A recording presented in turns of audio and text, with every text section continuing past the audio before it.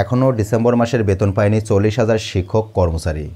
সরকারি কর্মকর্তা কর্মচারীদের মতো ইলেকট্রনিক ফান্ড ট্রান্সফার বা ইএফটির মাধ্যমে শিক্ষকদের বেতন ভাতা দেওয়ার উদ্যোগ নেয় শিক্ষা মন্ত্রণালয়।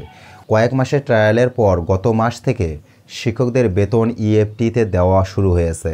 এ নিয়ে নানা জটিলতায় পড়েছে কর্তৃপক্ষ। ফলে এখনও ডিসেম্বর মাসের বেতন পায়নি 40,000 শিক্ষক কর্মচারী।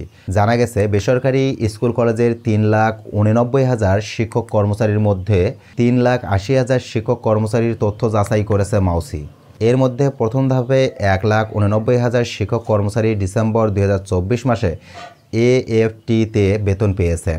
দ্বিতীয় ধাপে 67,000 এবং তৃতীয় ধাপে 84,700 শিক্ষক কর্মচারী ইএফটিতে বেতন পেয়েছেন।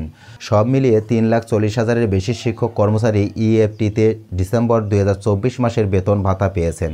সেই হিসেবে এখনও ডিসেম্বর মাসের বেতন পায়নি প্রায় 40,000 শিক্ষক কর্মচারী।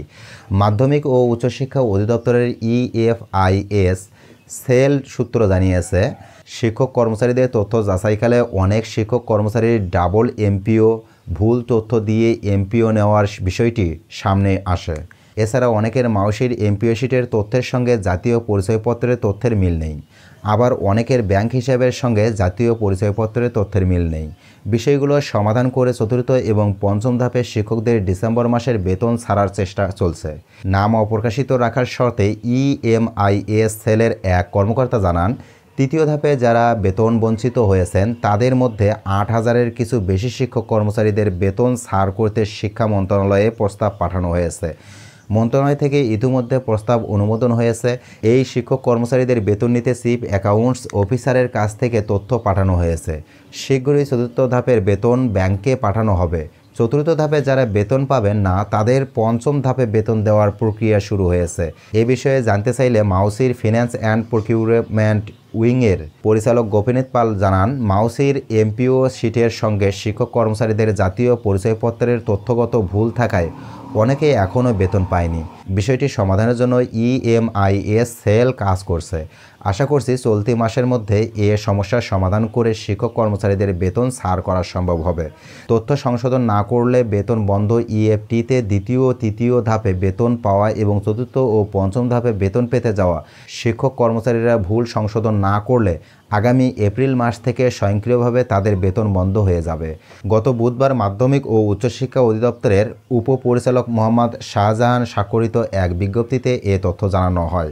বিজ্ঞপ্তিতে বলা হয়েছে, দ্বিতীয়, তৃতীয়, চতুর্থ ও পঞ্চম লটে যে সকল শিক্ষক কর্মচারী ডিসেম্বর 2024 সালের এমপিও এর অর্থ ইএফটিতে প্রেরণ করা হয়েছে এবং তথ্যের ভুলের কারণে যাদের এমপিও এর অর্থ প্রেরণ করা সম্ভব হয়নি তাদেরকে অনলাইন এমপিও সিস্টেমে যথাযথ প্রক্রিয়ায় আবেদন করে তথ্য সংশোধন করার জন্য নির্দেশক্রমে অনুরোধ করা হয়েছে। অন্যথায় ভুল তথ্যের কারণে এপ্রিল মাস থেকে তাদের এমপিও এর অর্থ প্রেরণ স্বয়ংক্রিয়ভাবে বন্ধ হয়ে যাবে। মাউসি জানিয়েছে, এমপিওভুক্ত শিক্ষক কর্মচারীদের মধ্যে অনেকের এমপিও শিটের নামের সাথে এনআইডি এর নামের ডট, হাইফেন, কমা, আক্ষরিক আপিল অথবা ব্যাংক হিসাবের নাম আংশিক ভুল আছে, কিন্তু জন্ম তারিখ অভিন্ন।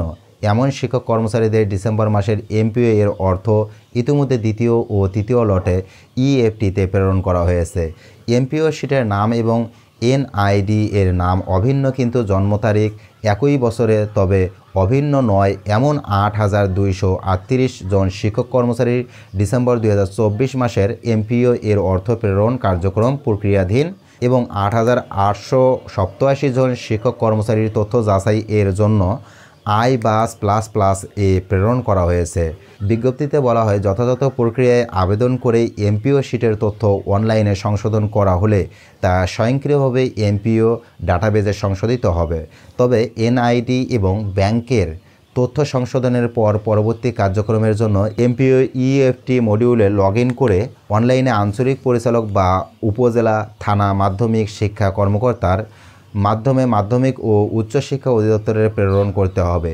এতে আরও বলা হয়, প্রতিষ্ঠান প্রধান কর্তৃক দাখিলকৃত ইএফটিতে অর্থ প্রেরণ করার জন্য প্রয়োজনীয় এমপিও এর তথ্য সংশোধনের অনলাইন আবেদন প্রচলিত এমপিও আবেদনের শিডিউলের বাইরে নিম্নে বর্ণিত শিডিউল মোতাবেক সংশোধন কার্যক্রম সম্পূর্ণ করার জন্য অঞ্চলের পরিচালক, উপপরিচালক, জেলা শিক্ষা কর্মকর্তা এবং উপজেলা থানা মাধ্যমিক শিক্ষা কর্মকর্তাগণকে নির্দেশক্রমে অনুরোধ করা হলো।